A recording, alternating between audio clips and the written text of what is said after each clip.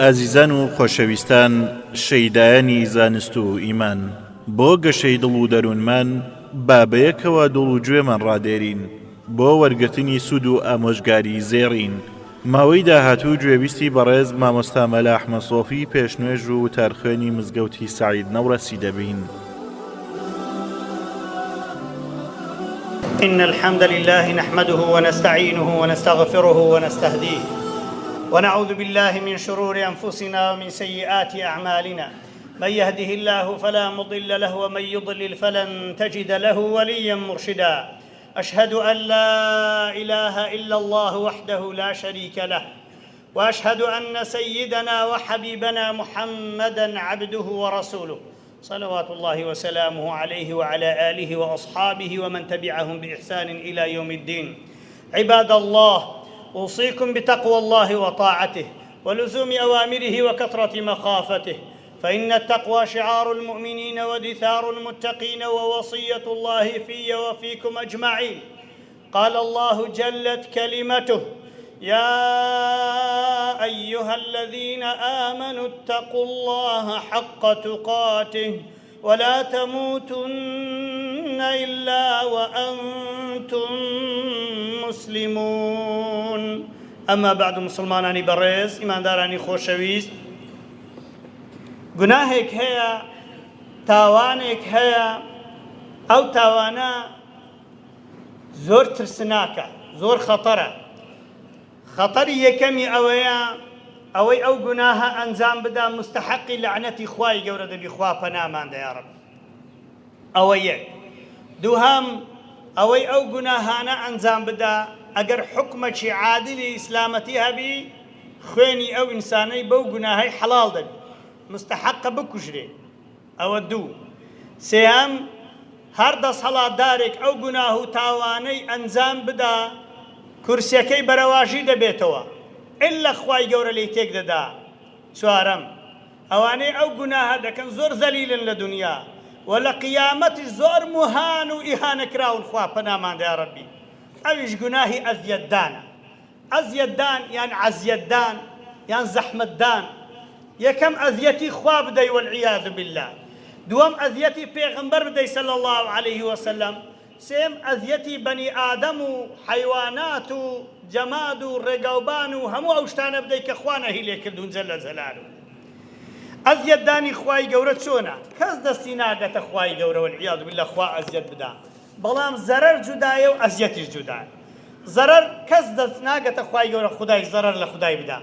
ئەمما ئەزیەتدان جاری وایە تەشبیه نەبی، وەلیلله المەثەل الأعلا. کەسە قسەی ناخۆش دەکا ئەتو ئەزیەت پێ دەخۆی،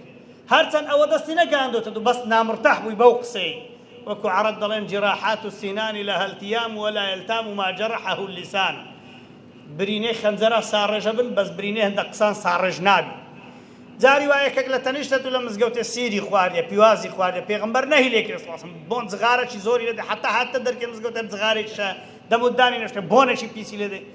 ئەتوی ئەزیەت دەدا، خۆ زەرەری لێ نەداوی، بەڵام ئەزیەتت دەدا. تەشبیه نەبی، خوای گەورە ئەزیەت بە هەندێک شت دەخوا. ئەو کەسانەی شەریک لۆ خوای پەیدا دەکەن جەلە جەلالوه خودایان ئەزیەت داوە. ئەو کەسانی الذین یلحدون، ئەوانەی فی ئەسمائه، ناوەکانی خوای لە بۆ کەسێک کە دادەنێن، یان باوەڕیان بە ناوەکانی خوای نیان، قسە بە خوای گەورە دەڵێن حاشا والعیاذ بالله. مثلا خوا ڕازقە دەڵێ وەلا فلان کەسە ڕزقی من دەدا، خدا لایەقی سوزدە لە بۆ برنێت و سوزدە لە غەیری خوای بدەی. وەکو ئەو مەسیحیانەی ناویان لە خۆ ناوە مەسیحی، ئەگەر کەسێک لەسەر دینی پێغەمبەر مەسیح بێ دەبێ وەکو پێغەمبەر مەسیحی موحید بێ، یەک خوا پەرست بێ، دەڵێ خوا کوڕی هەیە حاشا ئەستەغفرڵڵاه، خوا چیژی هەیە ئەستەغفرڵڵاه، مەلایکەت کچی خوان و عیسا کوڕی خوای ئەستەغفرڵڵاه و قسانە دەکەن. خوای گەورە فەرمی باشە چۆن کەسێکم خەڵکی بیدەی کە مە کوڕ و کچی خۆم، ئەگە من حەز بکەم کوڕ و کچ بۆ خۆم دابنێم چێم حەز لێ بی دادەنێم، ئەمما ئەوانە مەخلوقی من، بەشەرن، مەلایکەتن، مەخلوقن. خوا مەخلوق نییە جەلە جەلالوه، خوا کوڕ و کچ و شتی محتاجی شتانە نییە وەالعیاذ بالله. ئەوانە ئەزیەتی خوای گەورە دەدەن، خوا پەناماندا یا ڕەبی. خوای گەورە لە قورئانێ دەفەرمێ لە سوورەتی ئەحزاب: بسم الله الرحمن الرحیم إن الذين يؤذون الله، ئەوانەی ئەزیەتی خوای دەدەن وەڕەسوولەه، ئەزیەتی پێغەمبەریش دەدەن صلی الله عليه وسلم، لعنهم الله في الدنيا والآخرة، لعنەتی خوان لێبی لە دنیا و لە ئاخرەت. وأعد لهم عذابا مهينا عذابكم لو آماده كردون دبي إهانش بكرين دقر عذابك يعني سرشور وزليلش ببن فنا بخواي قورا خوا فنا ما لو شركي كذا زانين يعني ناي زانين حديث قدسي هاتيا پیغمبر فرمي صلى الله عليه وسلم خواي قورا فرميتي يؤذيني ابن آدم بني آدم أزيتم ددا سبحان الله پیغمبر فرمي صلى الله عليه وسلم خوا فرميتي جل جلاله عبد بني آدم أزيتم ددا أزيتك يسب الدهر جوين بالروشقار ددا جوين بو ظروفي ددا ظروف أو هاو لعنة لو ظروف أو لعنة لو الروشقار أو ظروفهم أو هاي الروشقار وظروف خوا دايدن پیغمبر فرمي صلى الله عليه وسلم خوا فرميتي بيدي الأمر أو أمنم روشقارم خلق كرديا أقلب الليل والنهار روشي دكما شوشوي دكما روش جوين داتو منطقي باراني لي جوين داتو منطقي روشي لي جوين داتو منطقي جرمة جوين داتو داري هاي ظروف رود حاشا نزانم تسبي دلي تدلا من كرد دورة مندوم مستا فقير بوما هاي چه هاتي تصرحكم هكا الظروف خوا دايدن زلزل اما اوشتين قو بدستي خودي كان انقولو رخني لخوا دقن رخني الظروف دقن ظروف زمانه او دارو بار قديم مش هر دارو بار بو عرض بردار وچي خو او انقونا اوشتان دروز دكن انقونا يشي دكن فرعون انقونا هذا كان ياكل سرسرين قو ببيتا فرعون يقول خضرت لبكا او اتوي بغناها كان خود زليل الرسوا كرديا او اتوي بدو الشهوات خو كتي دواج ضل دبي خو همشتم بداته كواتا برزانم جون ندنا ظروف الزماني هر کس جونه چی بدات ظروف الزماني جوني دايت خوای حاشا استغفر الله خدای ازيد دا وبلعنتي خوايك خوا پناه من درب پیغمبر فرمود صلی الله علیه و سلم ما احد اصبر على اذى سمعه من الله هیچ کسک لخوای بصبر ترنیه که خوای گورا جوی لو ازیاتانش دبی يدعون له الولد يقدر يكريه حاشا ثم يعافيهم ويرزقهم خاصع وسلامة شاندك او رزق شاندك يا غدري لا كره غدري لا كتشي كردبو وعدي بيدابو بيهيني ودواش نيهيناو غدر شي ظلم بو تنصالا رايتش شاوها ودواش غدري ليك كتك دواي الامام ستماشي او ظالمه استجني هنا ومن دعليه وخاطر رحمي بيدك بابا جنت وتسيوا كابرا وقصب بختاني بخوايك اخواي قورا يعافيهم صاغوا سلامات او ناويتيا او شكل براس او يسروش الولايات المتحده امريكي لو بري قوتي شو دجمني خواشا خوالي هذا قري بس دنيان هي خوال القران فرمي جل جلاله اقل برنگو نبي ايمان تان ضعيفه او كافران هن دوله من دكم سقف خانشان بتزير روزيو او قادر ماني بي وسركون هم زير روزيو بس فرميانگو هن غريب وكان هرش جواب بينن لايماني خواص دين رابط كافر بس دنيا هي اللي قري هرتي هي باهي پیغمبر فرمی صلی الله علیه و سلم یک چکلوانی که خوالی توره جل جلاله پیغمبر یک چیدید تفی برو قبله کرد حاشا تفی داعش لو لا قبله پیغمبر فرمی صلی الله علیه و سلم لمن بصق في القبله قال له صلی الله علیه و سلم انك اذيت الله اتو خوات ازيتا سبحان الله يعني خوا بين خوش الرول قبله كي تفيبكي والعياذ بالله وقت دول لروتان دزني ششتن تون سر او نعب الرود لقبله بيبش لقبله بي لا قال ديوارك لبيش يعني لشويني صحراء وآن يعني كابرا لسر سجي دريج ببو لسر سجي خود دريج كرو پیغمبر صلى الله عليه وسلم پی اوها لكرني او رداو پیغمبر فرمي صلى الله عليه وسلم كو خوا و پیغمبري خوا پی ان نخوشات و هوا خود دريج كديا لو زلاما نابي لسر سجي خود دريج كد لو جناش نابي لسر پشتي راب كشي انسان وتاكل لسر تنشتي راستي دريج وسنتي پیغمبري صلى الله عليه وسلم استان دوك فايدا على فيسبوك وانا براوده كان ولا صد تنشتي تسبعي باشا بالعكس دو روج ديك بشيمان ابن او ميردوزو كان دجي حديث آيات قصية كان دو روج دي بشيمان ابنو او ردلان ولا او هادوز بيدرنا او ليكوليني وش كمان كردو عكس هر دي توصل حقيقي وهروها طبعا وانا حديث بخاري ومسلم پیغمبر صلى الله عليه وسلم لحديث يشي دي كأفرمي خوا فرمويتي زل زلال الإمام مسلم روايات كده فرمي يا عبادي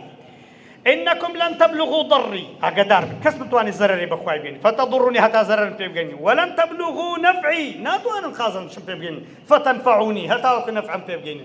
أو ما بس تمسبوا له حديثة قدسية ينخوا على القرآن فرمي إنهم لن يضروا الله شيئا أو أنا ناتو أنا الزرر بخواي بيني ما بستم أوي زرر بخواي ناقة بلا خدا بين خوش جل جلاله أواني مثلا ريباي دخول كابرا دسي 100,000 دباتا كنيه كشي دولة دبي 105,000 موديو او 5,000 ريبا خوا القرآن فأذنوا بحرب من الله ورسوله حرب دقا خوا وبيغمبر ورسوله حرب دقا خوا وبيغمبر خوا بكن كس حرب دقا خوا ناكري بس أو كسان الربا يدخون أو كسان أو نوع معاملة دكن إعلاني حرب يعني كده دقا خوا سري خوان لبردا هيتيان بيناكري برابر خوا وبيغمبر خوا هذا خوشان يمحق الله الربا ربا خورا كان زرر دكن خوا فناما دارت داي بيغمبر أزيدان صلى الله عليه وسلم گوتمان شەریک لە خوا پەیداکردن زویندانە ظروف ئەو نەعشتانەی حتا علەما ئەفەرموون ئەوانەی کە وا دەکەن خەڵک خوای خۆش نەوێ وا دەکەن لە جاتی خوای لەکەن خەڵکی خۆشەویستکەن نیعمەتەکانی بەبیر بین و چ دەکەن زەمی خوایەکەن حاشا ئەستەغفر الله بە خراپ باسی خوای گەورەکەن ئەوانە دژمناتی خوای گەورە دەکەن خوای ئەزیەت دەدەن بەڵام ناتوانن هیچ لە خوای گەورە بکەن والعیاذ بالله خۆیان ماڵ وێران دەکەن پێغەمبەری خوا صلی الله علیه وسلم دوو نامەی ناردن زۆر نامەی ناردن یەکیان لۆ قەیسەری پاشای ڕۆمێ یەکیان لۆ کیسرای پاشای فارسەکان هەردووک ئیمانیان نەینا بەس تەماشای مەوقیفی هەردووکان کرد قەیسەری ڕۆمێ احترامێکی زۆری لە قاسیدەی پێغەمبەری کرد صلی الله علیه وسلم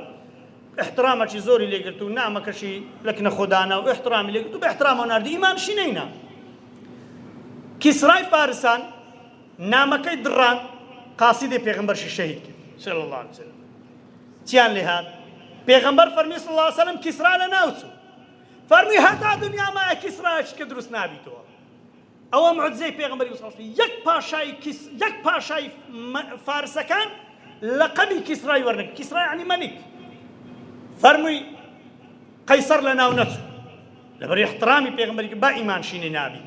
بس احترام گرتن ابن تەیمیە لە 728 هیجری وفات کرد ئەفەرمێ لە حەفسەتەکان ئەفەرمێ هاتا ئێستاش دەسەڵاتی قەیسەرەکان هەرمایە نەوە لە بۆ نەوەی لەبەر احترامی لە نامەی پێغەمبەری کرد صلی الله عليه وسلم بەس لەبەرەوەی احترامەی کەواتە خۆشەویستم جا لە پاش ئەو هەتا وەکو خەبەر گەیشتە پێغەمبەر صلی الله عليه وسلم انقلابیان لەسەر کیسرای کرد تەختی سەراوبن بوو وێرانە گەیشت خۆشی لە خۆی ببینیت کەواتە خۆشەویستان و بەڕێزانم تەماشی بەنو ئیسرائیل کەن پێغەمبەرانیان ئەزیەتدا خوا فەرمی ضربت عليهم الذلة فرمووی زەلیلی بوویتە زڕبەکویان کەتیە ئەینەما ثقفوا يعني ئەینەما وجدوا لە هەر جێیەکی هەبن إلا بحبل من الله وحبل من الناس یان بەدەستی خەڵکی ئەزیەتیان ئەدەم خوا فەرمووی جەلە جەلال یان بەدەستی خۆ ئەزیەتیان ئەدەم هەر کاتێک مسلمان بێدەسەڵات بوون لە بەرامبەر ئەوانەی خوا و پێغەمبەری خوا ئەزیەت دەدەن دینی خوا ئەزیەت دەدەن ئیمانداران ئەزیەت دەدەن ئەولیای خوا ئەزیەت دەدەن خوا بە خۆ تەداخولەکە بەڵام هەتانگۆ قووەتەک و تێدا هەیە هەتا جورئەتێک هەیە هەتا ئەهلی جیهاد ماینە هەتا لەسەر ئەو زەویەی دوو کەس مابن دەبی یەکێک بڵێ ئەشهەدو ئەن لا إله إلا الله وأن محمد رسول الله دیفاع لە حەق بکە ئەو دەنگە حەقە دەبی هەربینی هەتا یەکێکمان خوا بە خۆ تەداخول ناکە چونکە دنیا جێی ئیمتیحانێ داخۆ چێ بەگەر حەقەکەوی چێ بەگەر حەق ناکەوی دائیمەن ئەهلی حەق کەمن بەگیانەکەوی ناکەوی کەیفی خۆیتی ئەهلی حەق کەمن حەق لەبەرەوەی نییە بە قووەتە چونکە خەڵکی زۆرە حەق لۆ خۆی بە قووەتە خوا لە ئەهلی حەق و لەگەر ئەهلی حەقمان دابنێ بۆ خاتی عەظەمەت و گەورەی خۆی کەواتە خۆشەویستان و بەڕێزانم شێخی ئیبن تەیمیە ڕەحمەتی خوا عەلەیه لەو مەسەلەیەشدا فەرمی زۆر جارە دەوریان لە قەڵاتەکەیدا ئەسحابەی پێغەمبەری صلی الله علیه وسلم لۆی فەتحی بکەن زاروێش مانگەشی دوو مانگە دەوریان لێدا پێیان نەگیرا بەڵام وەچی گوێیان لێ بۆ قسەیان بە پێغەمبەری گوتی صلی الله علیه وسلم ڕۆژێکیان دوو ڕۆژە تەحەمولیان نەکردیە ئەو کۆشکیان ئیلا بەسەردا کەوتووە ئیلا قەڵاکیان ڕووخاوە قسە بە پێغەمبەر گوتن صلی الله علیه وسلم هێندە خەتەرە علەما فەرمووی حتا کابرا تۆبەش بکە دەبی بکوژری تۆبەی لە قبوولەکەن سەرچاو بەڵام دەبی بکوژری نابی بێئەدەبی بەرامبەر پێغەمبەرکەن نابی ناوی پێغەمبەری صلی الله علیه وسلم بەکەم بینن نابێ دوعای پێغەمبەر وەکو دوعای بەشەر حساب بکەن نابێ بانکردنی پێغەمبەری خوا صلی الله علیه وسلم ناوهینانی ئەو پێغەمبەرە نازدارە وەکو ناوهینانی بەشەرەکان بکەوی دەبێ زۆر بە گەورە تەماشکەن حتا ئەوانەی ئەولادیان هەیە بەناوی ئەحمەد و محەممەد و تاها و یاسین دەبێ احترامی ئەو ناوەی بگرن نابی گەمەیان پێ بکەن کەواتە خۆشەویستان یەکێکی تر لە ئەزیەتدانی پێغەمبەر صلی الله علیه وسلم ئەزیەتدانی ماڵ و منداڵی پێغەمبەری صلی الله علیه وسلم قسەکردن لەسەر خێزانەکانی پێغەمبەر صلی الله علیه وسلم پێغەمبەر فەرمی صلی الله علیه وسلم یان ئەصحابەکان فەرمی خوای گەورە ئەمنی هەڵبژار خێزانەکانی بشی هەڵبژار ببنە خێزانەکانی من ئەصحابشی هەڵبژار ببنە ئەصحابی من یعنی ئەوانە هەڵبژێرداون دوایش خوا لە قورئانێ فەرمێ ثم اصطفينا الذين ثم أورثنا الكتاب الذين اصطفيناهم من عبادنا ئەهلی عیلمشمان هەڵبژاردینە ئەوانەی بێنە جێ پێغەمبەری صلی الله علیه وسلم ببنە ئەهلی عیلمیاننا ئەوانە هەڵبژێرداون گەمە پێکردنیان بڤەیە و خەڵی سۆرە پێغەمبەر فەرمی صلی الله علیه وسلم لەبارەی ئەصحابە فەرمی الله الله فی ئەصحابی هەشیار بن باسی ئەصحابی من نەکەن ڕەجاءن فەرمی بەحسی ئەسحابی من نەکەن پێغەمبەر صلی الله علیه و سلم فەرمی ئەگەر بەقەت ئەو شاخەی زێڕ و زیوا بکەی خێر هێشتا ناکە ئەوەی کە ئەسحابەک بە مستەکی خێری کردن ئەوە چییە لەبەر چ فەرقی هەیە باشە کابرا ئێستا ملیارە چێبی 10,000 بکەتە خێر ملیارە چێ 10,000 چێ لەو کابرای صاحبی ملیاری ئەوە شەرتە زمانی پێغەمبەر صلی الله علیه و سلم ئەسحابی فەقیر نە دینار هەبوو نە درهەم هەبوو چووە بە ئارەقی ناوچانی ماندی بە هەتا شتۆکەچی بەدەست کردی ئەوشی لە پێناو خوای کردە خێر ماڕ منداری خۆی بە برسێتی مایتەوە جارش لە مەجلیسێکی کابرا چیشی تەلاق دەدرا دەستی بە کوفریا کرد گوت کاکە تۆ لۆ کافر بوو دەیگوت ئیمامی عومەر دەڵێن چیتە سەبنە خورمای لێ کردیتەوە دایتە پیرەژنە چلۆ نەیدا ماڕ منداری خۆ ئەتۆ بەحسی ئەسحاباکەی ئەتۆ چی خەسارەتمان ئەتۆ چی نەزان هەتا بەحسی ئیمامی عومەر بکەی بەحسی سەحابانی پێغەمبەر دەڵێن ئیران بە قووەتە و نازانم فشەی بە ئەمریکای دێ ئەوڕۆ فشەی پێ دەکرد دەیگوت ئەمریکا دەڵێ من تایارەکەم یەخستە خوارێ لەوانە تاریخ و یەخست بێمە هیچ تایارەمان نەکردی گەمەی بە ئەمریکای ببینن مادام بێئەدەبن بەرامبەر عائیلەی پێغەمبەری صلی الله علیه و سلم بەس ببینن چۆن دەبنە عیبرەتی زەمانە هەرچەندە دوژمنەکەیان لەوان بێقیمەتترە کە قسە بە خوای گەورە دەرێ والعیاذ بالله کەتینە بەرامبەرێکی اللهم ادفع الظالمين بالظالمين واجعل المسلمين المؤمنين بين أيديهم سالمين غانمين خوای گەورە سەلامەتمان کە لەبەردەستی ئەو قۆچی ئەو زاڵمانە ئەوانە هەر خۆ پێک دادەن ڕۆژەشێ چونکە هەردووچیان بێئەدەبن بەرامبەر خوا و پێغەمبەری خوا صلی الله عليه وسلم کەواتە بەڕێزان و خۆشەویستانم کەسێک هیچ قووەتی نییە هیچ دەسەڵاتی نییە هیچ قیمەتی نییە کە قیمەت لە بۆ خوای دانەنێ و قیمەت لە بۆ پێغەمبەری دانێ و لە بۆ ئەسحابان دانێ و لە بۆ عائیلەی پێغەمبەری دانەنێ خوا پەنامان دەی لەوەی بێئەدەبی بەرامبەرەوانەکەین بۆ خاتری عەظەمەت گەوری با بینە سەر ئەزیەتدانی ئیمانداران زۆر بە کورتی ها ئەوانە شتی کورتن هەموو بەحثی لەسەرە دکتۆرای لەسەرە خوا لە قورئان فەرمی هەل لە سوورەتی ئەحزاب فەرمی والذین یؤذون المؤمنین والمؤمنات الله سبحانه وتعالى فەرمی ئەوانەی ئیمانداری ژن و پیا و ئەزیەتە دەن بغەیری مەکتەسەب شتێکیان نەکردبی بڵێ وڵات فلان شتت کردێ بوختانی پێ بکە فقد احتملوا بهتانا وإثما عظيم مبينا ئەوانە بوختانە کەسێک شتێکی نەکردبی بلێت و کردیتت خوا ناوی لێ ناو بوختان یەک لە گوناهە گەورەکانە گوناهەکی ئاشکرا و ڕوونیشی کردیان بوهتان غەیبەت قسەکردن لەسەر شەڕەف و ناموسی خەڵکی ئەو نوع ئەزیەتدانانە چارەسەری نییە ئاگادار بن کە بوختانەکەت بەشنەچی کرد هەر شتێک گۆترا لەبارەی جیرانی ڕاست دەست پێ نەکەی ببیە موزیعێدە توش ئیزاعی بەڕەڵاکەی دەنجە ئیزاعی بەڕڵاکەی هۆی خەڵکینە ژنێ فلانی ئەو هەو کشیژێ فلانیەوە کاکە بەرچیوە نەبی بۆ خاتری خوای کە لێ دەپێچی و کابرا هیچ وەری وەکو ئەحمەد مەتەر دەڵێ أخذوه ثم سجنوه ثم عذبوه ثم من بعد التحقيق تبين لهم بأن المتهم أخوه قتلوه أعدموه كشتيان كابرا باش تحقيق دركت برايوي أو شيء كده يقروا سنتي كده برايوي لو كابرا متهم بقرتيان أزيتيان دا هموش تشالك كشتيان إعدامك الدعاء ودركت ولا برايوي شكل كده برزان خوش برال زياتي براي ناكوشني برال زياتي براي تي بسر ناي كسب وشتانه ناشك كسك خدمتي غلطه چبكا او زوشتانه دا پوشن لو خاطري خوای هند گناحي اباس كرنين اي هوا خوای گور بين خوش ان الذين يحبون ان تشيع الفاحشه في الذين امنوا بيان خوش فاحشه شتي فاحشه بيسو ناشرين براو بيتو لو يخلقش بلذات ما مال فلانش اوشت لي قوم عمشواك وانا كان حتى جوني بنداري خبر تو دوي جريده نيلي قصيبك نيلي قصكي تو داكو باب يكمين كسك ازيتي بدي وبرلعنتي خواو بيغمري كابرادم الله آخر داكم أمني لباب خوشترين بابم أمني لداكم خوشترين برزان خوشيستي داكو بابا يكمو يبينا الأب باب يحب أبناءه بالحكمة والأم برقة باوك بحكمة أولادي خوش دوي أما دايك بابا نرموكي وناسكوكي لكن دا شيء كر مدرمي أو دنياش بها خوشوي كتي شروان لكن بابي ونيا أوش خوشوي بس خوشوي خوشويستي بحكمتها نكن داكو بابان فرق بيبكن يعني أزيتان بدن والعياذ بالله بكافريان دابني بابا كاد بوير لو حفتي لكن من دقريا ديقو يكرم هي ديقو كتكان من يورم دنجيبكن بحسابي خو كرم لفيسبوك شي كم موحدة هاتي أمني بكافر دانا دو خشكوكي خوشي بكافر دانا دنجي خو برز دكاتو حرتي خوشي لو مالين هشتيا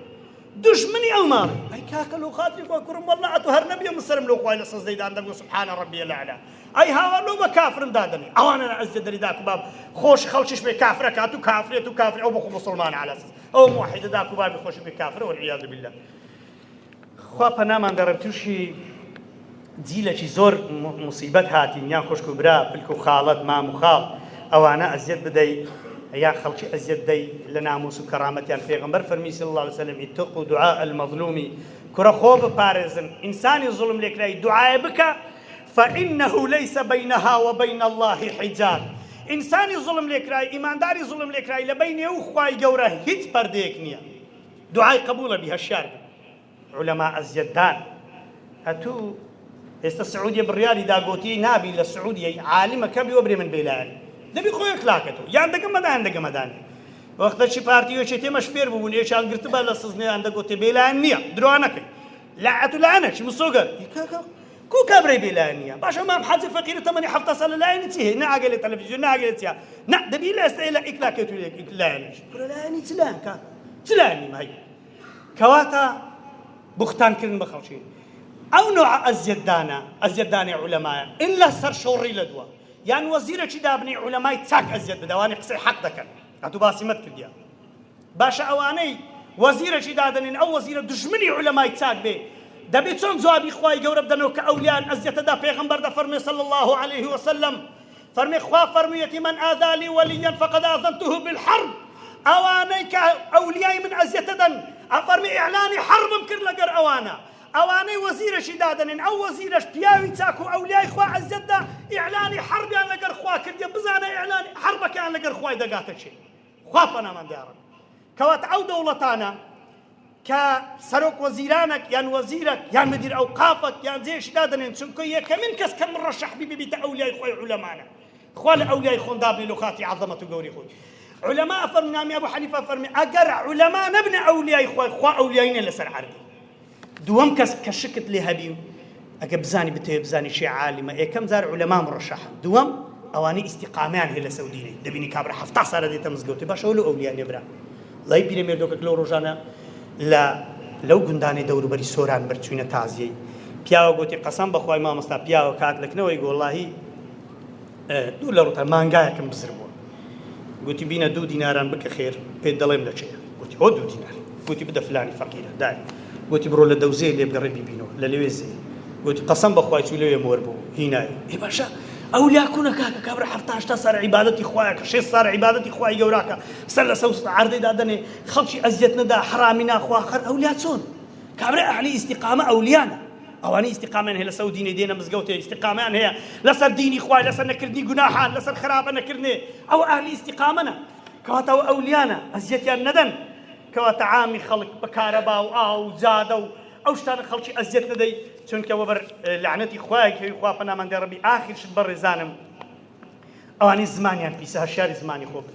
کابرایەک 1 ملیار دیناری هەبی بەس مەشهور بی بەوەی ملیارەکیش قەرزدارە چی پێ دەڵێن لە کنەما دەڵێن ئیفلاسی کردیە بەستە زمان ڕاستە صاحبی ملیارەکی بە پارەی عالەمی خۆرە چەشی دوو ڕۆژی دی تەماشەکە داوای پارەی لێ بکەن صاحبی هیچ نییە با ئەتۆ هەر نوێژ و ڕۆژی و زەکات و حەجت هەبێ بەڵام ئەگەر تو لە ڕۆژی قیامەتی هاتی قسەکت بۆی گۆت بوو شتەکت بۆی گۆت بوو شەڕت بۆی فرۆشت بوو ماڵیوت خواردبوو هەرێک هاتە لە باتی عیبادەتی خۆی یومە یەفر المەرء من ئەخیه وأمه وأبيه وصاحبته وبنيه هەر یەکە هات لە باتی شتێکی پارە و شتی لێستان عیبادەتی لێستانی چت ماوە شکایەتی لەوی کردیە جاسوسی لەوی کردیە ئەزیەتی ئەویدا دوو شەقەی لەویدا قسەی بوختانێکی بەوی کردیە چت ماوە مفلیسی بە هەم ڕۆژێ نوێژا بکەیت خوا پەناماندا لەو ئیفلاسە پێغەمبەر فەرمی صلی الله عليه وسلم إن العبد حديثك عربي ناخذ بخاري مسلم افرمي هر كسر شيء لعنته لك كسر شيء او لعنته اشتو اسماني لا اسماني هم درجا كان لو ذكرين بريت خرج اهل لعنته اللي لبرهنده پیغمبر فرمي صلى الله عليه وسلم زوربي اهل جهنم الجنبون تقول لعنتي لشيك من كان بشتي فرمي هم درجا اسماني لو دبيتو او لعنته دست اسماني موافقه ورد ديتو سر زوي درجا زوي شي لو دبيتو راس تصب دقري بزانە لعنەت لە چێکردێتە سەسەری و کابرای ئەگی مستحق نەبوو هێدی لعنەتە گەڕێتەوە سەسەر و چاوی ئەو کەسەی لعنەتی لە خەڵکی کرد لە دووی پێغەمبەرە فەرمی صلی الله عليه وسلم لا يرمي رجل رجلا بالفسق أو بالفسوق والكفر إلا ارتدت عليه إن لم يكن صاحبه كذلك رواه البخاري عن أبي ذر لحديث بخاري شرط فرمي بيجي بري كافرة تو كافري ها مفتي زور بنا تو كافري فران ملا كافرة فران كسك كافرة كاك راوستا شافعية ناول كاك علماء دورة كانوا ينقوتنا والله پیغمبر فرمي صلى الله عليه وسلم كسا چی بفاسق دابني يا بكافر يا بنوع فاسق دابني او كلمه دتي تاسماني ديتو الا بس سر وساوي كافر دادتو بخوي كافر او بخلشي بلاي كافر خوا پنامه عربي ئەومانەی ئەوەنی ئاگادار بنەم لەو خوتبانە هەندە ئیشارەت بەو مەسەلەی دەم بە کەسیش نەڵێی کافر کابراکە کافر بوو خەڵاس ئەوی بە کافری نەرێ کافر بخۆ کافر کابرا جووە کافرە ئێزیدیە کافرە فەلەیە کافرە کابرا ئیمانی بە بەرنامەی دیموکراتیک و عەلمانیەتی کافرە کابرا حکمی غەیری ئیسلامی پێ لە ئیسلامی باشتر بی کافرە ئەتو نابی بە کافری نەری کافر بەڵام ئیشی نتوانێت تاکە خەڵکی دانیشین لە بێژینجان بدەین کەواتە پێغەمبەر گوتم ئاخرش پێغەمبەر صلی الله علیه و سلم فەرمی ئەوانەی سێ ڕۆژە قسە لەگەیەک نەکەن پاشی سێ ڕۆژە ئەوانە بمرن بەبێ ئیمانی بن نه ئەفەرمی ئەستە جەهەنەمی نافەرمی بەبێ ئیمان ئەستەغفر الله ئەفەرمی ئەستە جەهەنەمی یعنی لە بیدایەت ڕاست ئەیبەنە جەهەنەمی حەقیق قسە لەگەیەک نەکردن گوتیان کابراشی بڕۆ تازی فلان گوت والله ناچم تازیەوی خەلاص بوو سێم ڕۆژ ئەویش مرد هیزەوەت هەردوو کلۆ جانەمێ ئەو لەبەروی قسە دیگە نەکردیشلۆ هەردوو کلۆ جانەمێ بیدایەتەکە باشان بسۆتینن لۆی يعني كامل دلهم كابرا نيجي كده روجي كده بس لبرق صدقي شيء نكردني خو أبديني لزهنمي بس بقت أو قصة نكردني دبي دا عاقري هريرين خوا بنامان يا ربي خوايا بنامان دي لجهنمي لخاتي عظمته قوري خود يا ربي خدا بنامان دي لها مشتشك بتماي أذيت لوجهته يا رب العالمين لبرامبرته يا رب العالمين لبرامبر بيغمبركت لبرامبر أصحاب كان لبرامبر خزانة بالرزكان لبرامبر أولياء لبرامبر علماء لبرامبر إيمان داران لبرامبر جيران وميوانا كان من يا ربي خوا توشي أزيت مان نكي يا ربي خدا أزيت مان بقسمت نبي يا ربي خوا إنساني نرم بين يا ربي خوا إنساني مسلماني طوابين خوا إيمان داري حقيقي بين خوا إيمان وإسلام سونا أو همان بقسمت بكي خوا إبو مان قيت درجي إحسان وأولياء بو خاطري عظمة قوري خوت يا ربي خدا لقناها كان من خوش بشفاي نخوش كان ما مدي خوايا أدري أو برزانة ديو كبو جرما لو خطبة ومزجوتانة دعنيشن يا ربي خوايا أدري أو خش كبرزانة ديو كواب لسر پروردي من دالا كان ينبر دوام الأزيد دعني خلق له خاطري عظمة قوري خود أقول قولي هذا وأستغفر الله لي ولكم استغفروه إنه هو الغفور الرحيم الحمد لله ثم الحمد لله ما توفيقي ولا اعتصامي ولا ثقتي ولا حولي ولا قوة إلا بالله العلي العظيم أشهد أن لا إله إلا الله وحده لا شريك له وأشهد أن سيدنا وحبيبنا محمدا عبده ورسوله صلوات الله وسلامه عليه وعلى آله وأصحابه ومن تبعهم بإحسان إلى يوم الدين عباد الله أوصيكم بتقوى الله فإن الله مع الذين اتقوا والذين هم محسنون واعلموا أن الله أمركم بالصلاة والسلام على نبيكم حيث قال إن الله وملائكته يصلون على النبي يا أيها الذين آمنوا صلوا عليه وسلموا تسليما اللهم صل على محمد وعلى آل محمد كما صليت على إبراهيم وعلى آل إبراهيم في العالمين إنك حميد مجيد اللهم اغفر للمؤمنين والمؤمنات والمسلمين والمسلمات الأحياء منهم والأموات من أهل السنة والجمعة والجماعات إنك سميع قريب مجيب الدعوات اللهم ادفع الظالمين بالظالمين واجعل المؤمنين والمسلمين بين أيديهم سالمين غانمين يا رب العالمين اللهم إنا نعوذ بك من الشرك والنفاق والشقاق وسوء الأخلاق اللهم اهدنا لأحسن الأخلاق لا يهدي لأحسنها إلا أنت اللهم اصرف عنا سيئها لا يصرف عن سيئها إلا أنت يا رب العالمين اللهم ألف بين قلوب المسلمين اللهم اجعل المسلمين يدا واحدة يا رب العالمين وصلى الله على نبينا محمد وآله وصحبه أجمعين آمين الحمد لله رب العالمين إن الله يأمر بالعدل والإحسان وإيتاء ذي القربى وينهى عن الفحشاء والمنكر والبغي يعظكم لعلكم تذكرون ولذكر الله أكبر السلام عليكم ورحمة الله وبركاته